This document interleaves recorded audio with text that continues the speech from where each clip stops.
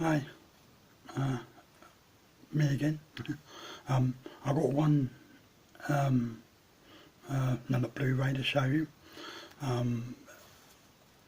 When I saw this, I thought, oh yeah, I get that.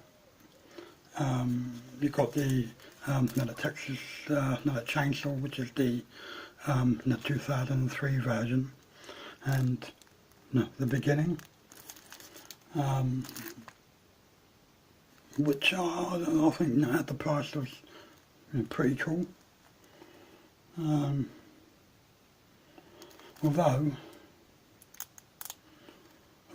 this says there another maximum high definition, but no, the transfers aren't up to another Blu-ray quality. They're just, well, I gathered the standard from from DVD that I'm pressing, but they're never nonetheless. It's good to have both of them, one disc, obviously.